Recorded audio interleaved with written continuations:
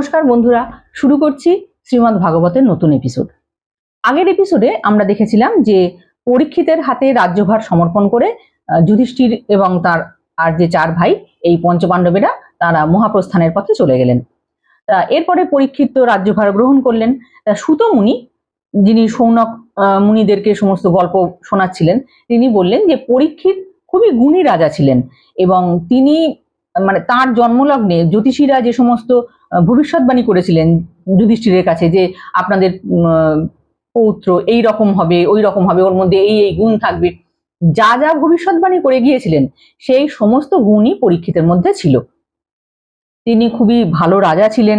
যখন তিনি কোনো যজ্ঞ করতেন, ব্রাহ্মণদের প্রচুর পরিমাণে দক্ষিণা দিতেন।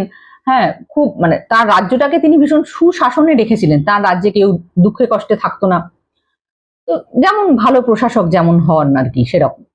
আর তার রাজ্যে যখন কলিযুগ প্রবেশ করে তখন তিনি সেই কলিযুগকে ভালো মতন শাসন করেছিলেন।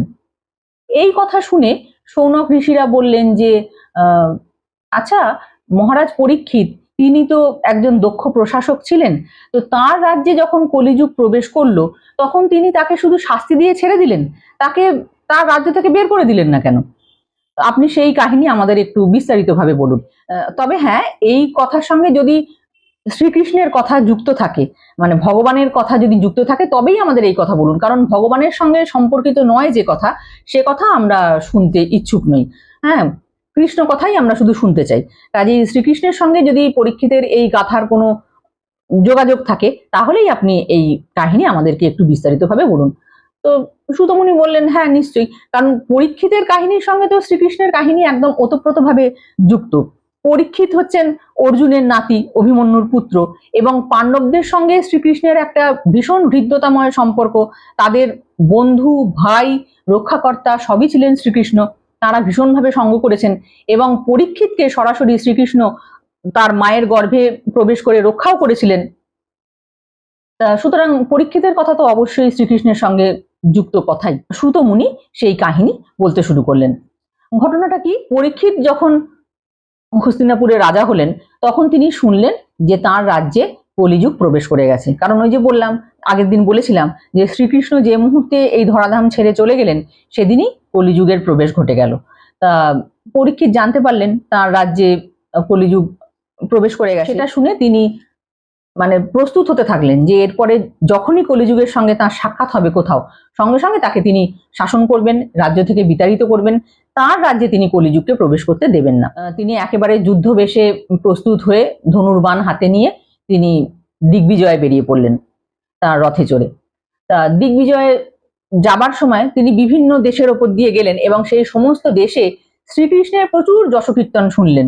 শুধু শ্রীকৃষ্ণের যশকীর্তন শুনলেন যে তাই নয়, শ্রীকৃষ্ণের সঙ্গে পাণ্ডবদের কত ভালো সম্পর্ক ছিল, কি সুসম্পর্ক ছিল, এবং পাণ্ডবদের কাছে তিনি মানে কত সহজ হয়ে ধরা দিয়েছিলেন, এই সমস্ত কথাও তিনি শুনতে লাগলেন। তার নিজের যে জন্মবৃত্তান্ত সেই সব কথাও কোথাও কোথাও শুনতে পেলেন এবং তার মনে শ্রীকৃষ্ণের প্রতি ভক্তি আরো দৃঢ় হতে লাগলো। হ্যাঁ, তার মানে শ্রীকৃষ্ণের প্রতি অনুরাগ আরো বৃদ্ধি পেতে লাগলো। তো এইভাবে বিভিন্ন দেশে ঘুরতে ঘুরতে এক জায়গায় এসে তিনি দেখতে পেলেন যে বৃষ রূপী ধর্ম, মানে ধর্ম বৃষের রূপ ধরে, বৃষ বলতে ষাঁড়, ষাঁড়ের রূপ ধরে, আর গাভী রূপী ধরিত্রী মানে পৃথিবী মাতা, তিনি গাভীর রূপ ধরে এক জায়গায় রয়েছেন এবং যে বৃষটি যে তার চারটে পায়ের মধ্যে তিনটে পাই নেই, একটা মাত্র পায়ের ওপর এসে দাঁড়িয়ে আছে। আর গাভীরও খুব শীর্ণ কায়া, মানে দেখে যেন মনে হচ্ছে রুগ্ন এবং খুবই দুঃখিত, এরকম তাকে দেখে মনে হচ্ছে। তাদের সঙ্গে পরীক্ষিতের সাক্ষাৎ হলো। পরীক্ষিতের সঙ্গে সাক্ষাৎ হওয়ার পূর্বে সেই বৃষ এবং গাভী নিজেদের মধ্যে একটা কথোপকথন চলছিল। বৃষ রূপী যে ধর্ম তিনি গোমাতাকে প্রশ্ন করছিলেন যে তোমাকে এরকম শুষ্ক দেখাচ্ছে কেন, তোমার যেন মনে হচ্ছে শরীর মন কিছুই ভালো নেই, এর কারণ কি হতে পারে? এই জন্য মানে নিজেই বলছেন যে এই জন্য কি যে কলিযুগ প্রবেশ করে গেছে, এখন তুমি বুঝতে পারছো যে পৃথিবীর ওপরে তো মানে পৃথিবী তো গাভী রূপ ধরে ওখানে দাঁড়িয়ে আছেন, তুমি কি বুঝতে পারছো যে কলিযুগের যে প্রভাবগুলো আসতে চলেছে, শূদ্রেরা তোমাকে শাসন করবে এবং নানা রকম অন্যায় অত্যাচার অনাচার এগুলো বেড়ে যাবে, এই সমস্ত কারণে কি তুমি দুঃখিত?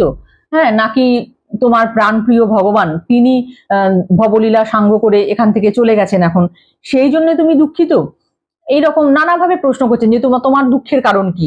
ব্রাহ্মণেরা তাদের ব্রাহ্মণত্ব ঠিক মতন রক্ষা করছেন না, তারা তাদের বর্ণাশ্রম অনুযায়ী ধর্ম পালন করছেন না, এরকম নানা রকম অন্যায় অবিচার ইত্যাদি দেখতে পাওয়া যাচ্ছে। তুমি কি সেই জন্য মন খারাপ করছো? আর সব থেকে বড় কথা, তুমি তো ধনরত্নের আকর, তোমার মধ্যে কোনো কিছুর অভাব নেই, তুমি এত শীর্ণকায়া, এত দুর্বল এরকম কি করে হয়ে গেলে?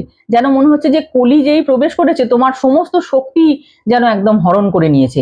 তোমার প্রভু চলে গেছেন আর কলিযুগ এসে গেছে, তো তোমাকে দেখে আমার ভীষণ খারাপ লাগে। তোমার এরকম অবস্থা কি করে হলো তুমি আমাকে বলো।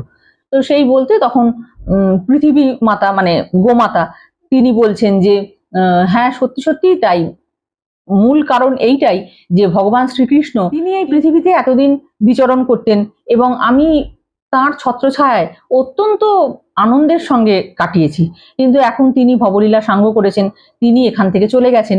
তো এখন আমার মনটা তাই জন্য কোনো সময়তেই ভালো লাগে না। তিনি ছিলেন সর্বগুণের আধার, তার মধ্যে সমস্ত রকমের গুণের সমাবেশ ঘটেছিল। তা সেই সর্বগুণের আধার সেই শ্রী ভগবান স্বয়ং আমার মানে পৃথিবীতে এতদিন ধরে বাস করেছেন, তিনি চলে গেছেন আর এসেছে কিনা ঘোর কলিকাল এসে প্রবেশ করেছে। তো সেই জন্য এই কলির যে কি দুর্গতি হবে সেসব ভেবেও আমি অত্যন্ত চিন্তিত। সমস্ত বর্ণাশ্রমের ধর্ম লোপ পাবে বা প্রায় লোপ পাবে, হ্যাঁ খুব সামান্যই হয়তো ধর্ম বজায় থাকবে। তাছাড়া বিভিন্ন স্থানে অত্যাচার, অন্যায়, অবিচার এগুলো বৃদ্ধি পাবে। শ্রী ভগবান ততদিন এখানে ছিলেন, লক্ষ্মী দেবী তো ভগবানের সেবা করার জন্য তিনিও ধরিত্রীর বুকেই ছিলেন। লক্ষ্মীনারায়ণ স্বয়ং এই পৃথিবীর ওপরে এতদিন বিচরণ করেছেন। লক্ষ্মী দেবীর সাক্ষাৎ রূপ ছিলেন কিন্তু রুক্মিণী দেবী, হ্যাঁ এটা আমি এমনি বললাম আর কি, যে সুতরাং লক্ষ্মীনারায়ণ স্বয়ং এই পৃথিবীতে এতদিন বিচরণ করেছেন। আমার বোধহয় এই নিয়ে খুব গর্ব হয়ে গিয়েছিল, সেই জন্যই আমাকে শাস্তি দেবার জন্য ভগবান এখান থেকে চলে গেলেন। এই সমস্ত কথা যখন তাদের মধ্যে বাক্যালাপ হচ্ছে, এই সময়তেই পরীক্ষিত সেখানে এলেন। একটু দূরেই তিনি সে সময় শিবির করেছিলেন আর কি, মানে উনি তো দিগ্বিজয়ে বেরিয়েছিলেন, তো এক এক জায়গায় গিয়ে শিবির স্থাপন করছেন। তার শিবির, একটা শিবিরের থেকে একটু দূরে এই বৃষ আর গাভীর মধ্যে কথাবার্তা চলছিল। তো সেই সময় যখন এই সমস্ত কথাবার্তা হচ্ছে তখনই শিবির থেকে পরীক্ষিত সেই জায়গায় এলেন এবং এসে সেই বৃষ এবং গাভীর সঙ্গে তার সাক্ষাৎ হলো। সাক্ষাৎ হতে তিনি তখন একটু অবাক হলেন যে বৃষের মানে 3টি পাই নেই, মাত্র একটি পায়ের ওপর সে দাঁড়িয়ে আছে। আর গাভীটিও অত্যন্ত শীর্ণকায়া, তাকে দেখে যেন মনে হচ্ছে ভীষণ অসুস্থ, রুগ্ন। পরীক্ষিত যখন সেখানে গিয়ে পৌঁছলেন তখন তিনি দেখছেন যে একটি শূদ্র, সে রাজবেশ ধারণ করেছে, রাজার মতো পোশাক পরেছে, আর ওই যে বৃষ আর গাভী দাঁড়িয়ে আছে তাদেরকে লাঠি দিয়ে অত্যন্ত প্রহার করছে।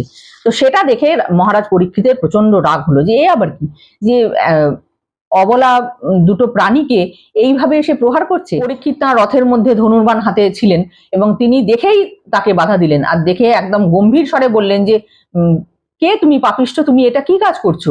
তুমি এইভাবে দুটি অবলা প্রাণীকে এইভাবে প্রহার করছো? হ্যাঁ, তো বলেই তিনি বললেন যে আমার রাজ্যে এই অবিচার আমি সহ্য করব না, সুতরাং তোমাকে বধ করব। যেই না বলেছে বধ করব, এই যে শূদ্র যে রাজবেশ ধারণ করে ওই বৃষ এবং গাভীকে প্রহার করছিল, সেই ছিল সাক্ষাৎ কলি। তিনি আরো বললেন যে তুমি পোশাক পরেছো রাজার, অথচ আচরণ যেটা করছো সেটা কিন্তু শূদ্রের। সুতরাং এই আমার রাজ্যে যারা অন্যায় অবিচার করে তাদের কিন্তু আমি কখনো ক্ষমা করি না, আর তুমি একটা অত্যন্ত অন্যায় কাজ করছো, সুতরাং আমি তোমাকে এক্ষুনি বধ করব। এটা বলার পরে, বলতে কলিযুগ ভয় পেয়ে গেছে, এটা বলার পরে তিনি সেই বৃষকে জিজ্ঞেস করছেন যে আপনার গায়ের রং একদম শুভ্র, এত সুন্দর গাত্রবর্ণ, 3টে পা না থাকাতে আপনি একটা পায়েই মাত্র চলাফেরা করছেন, কিন্তু আপনার এই দুর্দশা কে করেছে আপনি নির্ভয়ে আমাকে বলুন। হ্যাঁ, আপনার 3টে পাই ছেদন করলো কে, এইভাবে আপনাকে কষ্ট দিয়েছে? আমার রাজ্যে কিন্তু কেউ দুঃখ কষ্ট পেয়ে চোখের জল ফেলে না, সেখানে আপনি এইভাবে এত কষ্ট করে একটা পায়ে মাত্র চলাফেরা করছেন, এইরকম দুর্দশার শিকার হয়েছেন, এর কারণ আপনি আমাকে বলুন, কে আপনার এই দুর্দশা করেছে? আমি তার যথাযোগ্য শাস্তি বিধান করব। কারণ যে রাজার রাজ্যে কেউ কষ্ট পায় সেই রাজা তো তাহলে তার কর্তব্য পালন করলেন না, তাকে তো ওই দুর্বৃত্তকে দমন করে সকলের সুরক্ষার ব্যবস্থা করতে হবে। কাজেই আপনি নির্ভয় বলুন। আর আমার মনে হচ্ছে এই শূদ্রাধম এই আপনাকে এইভাবে কষ্ট দিয়েছে, আপনার 3টে পা ছেদন করে নিয়েছে, আপনি নির্ভয়ে শুধু একবার তার নামটা বলুন যে কে আপনার এই অবস্থা করেছে। ধর্ম মানে বৃষরূপী যে ধর্ম, তিনি বলছেন যে হে মহারাজ, আপনি তো পাণ্ডবদের বংশধর, কাজেই আপনি আপনার উপযুক্ত কথাই বলছেন, আপনার মুখে এইসব কথাই শোভা পায়। সত্যি সত্যি তো পাণ্ডবদের রাজ্যে কারোর কোনো দুঃখ কষ্ট ছিল না, তারা ভীষণ সুশাসক ছিলেন, আপনিও তাদেরই বংশধর, আপনিও সুশাসক, সেই জন্য আপনি আপনার যোগ্য কথাই বলছেন, আপনি আমাকে রক্ষা করতে চাইছেন।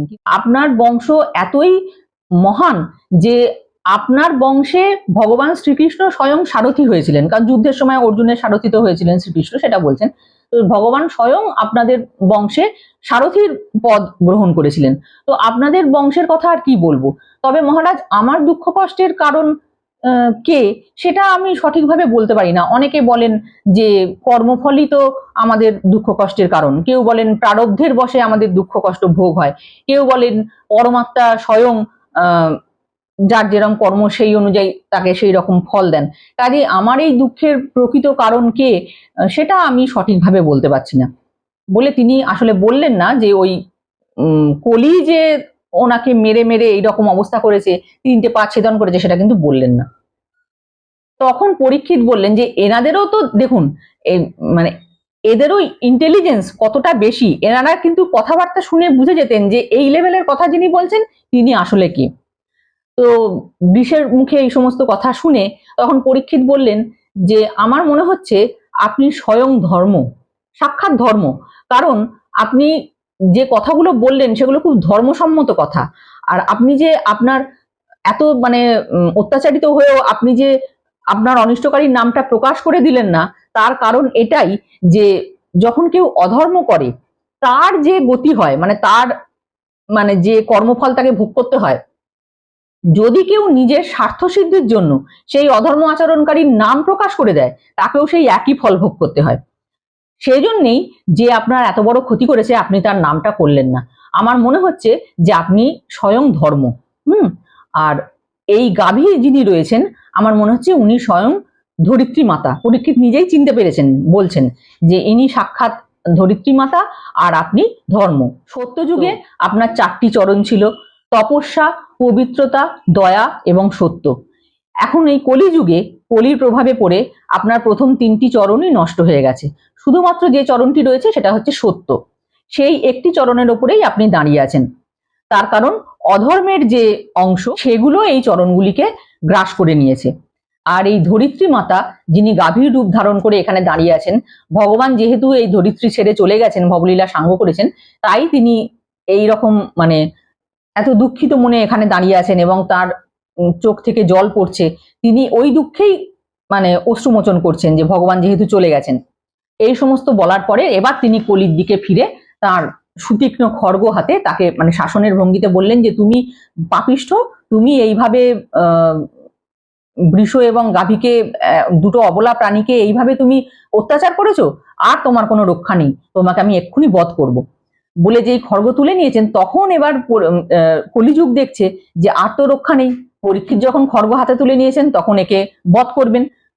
সঙ্গে সঙ্গে কলি কি করলো যে নিজের রাজবেশ ত্যাগ করলো এবং পরীক্ষিতের কাছে একেবারে মানে শরণাগত হয়ে একদম হাত জোর করে বলছে যে মহারাজ, আপনি সকলের এত আশ্রয়, সকলকে এত আশ্রয় দেন, সকলের রক্ষা করেন, তো আমাকে আপনি এভাবে বধ করতে চাইছেন কেন? আপনি আমাকে রক্ষা করুন। এখন শরণাগতকে বধ করা যায় না, পরীক্ষিত নিজে একজন ধার্মিক রাজা, তিনি সেটা করবেন না। যখন সে শরণাগত হলো তখন পরীক্ষিত বললেন যে ঠিক আছে, তাহলে আমার রাজ্যে তো তোমাকে আমি থাকতে দিতে পারি না, তুমি যেখানেই থাকবে সেখানেই ঝগড়াঝাঁটি, অধর্ম, অনাচার সেই সমস্ত জায়গায় একেবারে বাসের অযোগ্য হয়ে যাবে। আমার রাজ্যে আমি তোমাকে থাকতে দিতে পারবো না। আমি তোমাকে বধ করলাম না, তুমি আমার শরণাগত হলে আমি বধ করলাম না, কিন্তু তোমাকে আমি আমার রাজ্যে থাকার অনুমতিও দেব না। তখন কলি বলল যে ঠিক আছে, আপনি তাহলে একটা কাজ করুন, আপনি আমাকে বরং কিছু স্থান নির্দেশ করে দিন, শুধুমাত্র সেই সেই জায়গায় আমি থাকবো, অন্যান্য জায়গায় আমি যাব না। আপনি আমাকে বলে দিন আমি কোথায় কোথায় থাকবো। এই বলতে পরীক্ষিত তখন 4টি জায়গা কলির জন্য নির্দেশ করে দিলেন যে এই 4টি জায়গায় তুমি থাকবে। সেই 4টি জায়গা কি কি? এক হচ্ছে পাশা খেলার জায়গা, মানে যেখানে জুয়া খেলা হয় সেই জায়গা, সেখানে তুমি থাকতে পারো। 2 হচ্ছে যেখানে মদ্যপান করা হয়, শুনিখানা, সেখানে তুমি থাকবে। 3 যেখানে স্ত্রী সংসর্গ করা হয়, মানে অসৎভাবে নারী সংসর্গ যেখানে করা হয়, সেখানে তুমি যেতে পারো। আর 4 নম্বর হচ্ছে যেখানে হিংসা হয়, হিংসা বা কলহ, কলি মানেই কলহ, যেখানে হিংসা হয় সেখানে তুমি থাকতে পারো। এই 4টি জায়গা আমি তোমাকে দিলাম, এইগুলোতে তুমি থাকতে পারো, অন্য কোনো জায়গায় তুমি থাকতে পারবে না। তো কলি তখন বলল যে মানে সে ঠিক খুশি হলো না, মাত্র 4টি জায়গা। বলছে মহারাজ মাত্র এই 4টে জায়গা দিলেন আমাকে, অন্তত আর একটা জায়গা আমাকে দিন যাতে আমি থাকতে পারি। তখন মহারাজ ভেবে বললেন যে আচ্ছা ঠিক আছে, তুমি সোনার মধ্যে থাকবে, সুবর্ণ সোনার মধ্যে থাকবে। এখন সোনা মানে কি? সোনা মানে ঠিক শুধু সোনা নয়, সোনা মানে ধন সম্পদ। কোন সম্পদ? যিনি সৎ পথে উপার্জন করছেন তার সম্পদ ন্যায়সঙ্গত, তিনি সেটা উপার্জন করে এনেছেন। কিন্তু কারোর থেকে কেড়ে নেওয়া, চুরি করা, কাউকে মেরে ধরে মানে সেই টাকা পয়সা ছিনতাই করা, তো এই সমস্তগুলো হচ্ছে অনীতি। অনীতির মাধ্যমে যে ধন সম্পদ আহরণ করা হয় সেইগুলো হচ্ছে ওই কলির নিবাসস্থান। সেই জন্য ভাগবতের নির্দেশ অনুযায়ী যারা ধর্মপথে থাকতে চান, তারা এই কলিকালেও যারা মানে কলির প্রভাব থেকে মুক্ত থাকতে চান, তারা এই 5টা স্থান থেকে সর্বদা দূরত্ব বজায় রাখবেন। অর্থাৎ পাশা খেলা, যেখানে পাশা খেলা হয়, জুয়া খেলা, মানে পাশা বলতে তখন পাশা খেলা হতো, এখন যেটা জুয়া খেলা হয় আর কি, জুয়া খেলার স্থান থেকে দূরে থাকবেন। যেখানে মদ্যপান করা হয়, অর্থাৎ মদ্যপান করবেন না, এবং যেখানে মদ্যপান করা হয় সেখানেও যাবেন না। যেখানে স্ত্রী সংসর্গ হয়, অর্থাৎ যেখানে পতিতারা থাকে, সেরকম জায়গায় ধার্মিক ব্যক্তি যাবেন না। এবং যেখানে হিংসা হয়, একে অপরের সঙ্গে মারপিট হচ্ছে, ঝগড়াঝাটি হচ্ছে, এই সমস্ত জায়গা থেকে দূরে থাকবেন। আর সোনার থেকে দূরে থাকবেন মানে সোনার থেকে দূরে থাকা না, নিজের উপার্জিত সম্পদ থেকে আপনি সোনা রূপো যা খুশি কিনুন না, আপনার সম্পদ বৃদ্ধি করুন, তাতে কোনো অসুবিধা নেই, কিন্তু অনীতি দ্বারা কোনো ধন সম্পদ আহরণ করতে চেষ্টা করবেন না। অর্থাৎ অনীতি বা দুর্নীতি করে, এই যে ওই ঘুষ নেওয়া, হ্যাঁ, এটা তো একটা দুর্নীতি, অনীতি, মানে এটা তো তার প্রাপ্য নয়। সে একটা কাজ করে দিচ্ছে, কাজটা তার করারই কথা, কিন্তু সে বলছে এই কাজটা করে দিলে এত টাকা দিতে হবে। এই তোলাবাজি, এই যে ঘুষ নেওয়া, এইগুলো সবই হচ্ছে ওই অনীতি বা দুর্নীতির দ্বারা উপার্জিত যে ধন। এটা কিন্তু যারা ধার্মিক তারা এই ধন স্পর্শ করবেন না, কারণ এখানে কলির নিবাস। এর থেকে শুধুমাত্র অশুভই হবে, খারাপই হবে, এবং তারা পুরোপুরি কলির প্রভাবের মধ্যে পড়ে যাবেন। সুতরাং এই 5টি জিনিস থেকে যারা ধর্মপ্রাণ তারা দূরে থাকবেন। এটা শ্রীমদ্ ভাগবতের নির্দেশ। আমরা কলিহত জীব, আমরা কলিকালেই বাস করছি, আমাদের সকলের এই কথাগুলো মনে রেখে চলা উচিত, সেটাতেই আমাদের কল্যাণ হবে। যারা ধর্মপথে থাকতে চান, এটা মনে রেখে যদি আমরা চলতে পারি তাহলে আমাদের সার্বিক কল্যাণ হবে। যাই হোক, এইভাবে কলি মানে 5টি জায়গা পেল, পরীক্ষিত 5টা জায়গা তাকে দিয়ে দিলেন এবং বললেন যে এছাড়া অন্য কোনো জায়গায় তুমি কিন্তু যাবে না। তো কলি সেটাই মেনে নিল, সেই সব ওই 5টা জায়গাতেই সে থাকবে বলে স্বীকৃত হলো। সুতমুনি এবার পরীক্ষিতের মানে গুণকীর্তন করলেন যে তিনি এত ভালো রাজা বলেই আপনারা এখানে এত বড় যজ্ঞ করতে পারছেন, হ্যাঁ, তার ছত্রছায়া থেকে। পরীক্ষিত কিন্তু ততদিন আর বেঁচে নেই, পরীক্ষিত মারা গেছেন। তারপরে তিনি সুতমুনি এই শৌনক ঋষিদেরকে এই গল্পটা বলছেন, কিন্তু এই যে বলছেন তার কারণ হচ্ছে, কেন বলছেন যে পরীক্ষিতের রাজত্বে আপনারা এত ভালোভাবে ধর্ম বা যজ্ঞ করতে পারছেন, সেটা কেন বলছেন না, পরীক্ষিতের ছেলে জন্মেজয় সে এখন হস্তিনাপুরের রাজা। তো আত্মা বই জায়তে পুত্র, তো সেই পুত্রের রূপে মহারাজ পরীক্ষিত যেন নিজেই হস্তিনাপুরের রাজ সিংহাসনে বসে আছেন, এরকম একটা মনে করে যেন কথাটা তারা বলছেন। তো মানে যে সময় গল্পটা বলা হচ্ছে সেই সময় কিন্তু পরীক্ষিতের যে ছেলে, পরীক্ষিতের 4টি পুত্র ছিল, তার মধ্যে জন্মেজয় সেই সময় হস্তিনাপুরের রাজা হয়েছিলেন। তো যাই হোক, আমরা আজকের পর্বে এটাই শুনলাম যে পরীক্ষিত কিভাবে কলিযুগকে শাসন করেছিলেন এবং কিভাবে কলিযুগ তারপর 5টা জায়গা পেল, তার জন্য 5টা স্থান নির্দেশ করে দিলেন। আজকের পর্ব আমরা এই পর্যন্তই রাখলাম। এর পরবর্তী পর্বে আমরা পরবর্তী অংশ নিয়ে আবার খুব তাড়াতাড়ি ফিরে আসবো। সকলে ভালো থাকবেন, আবার শিগগির দেখা হবে। নমস্কার।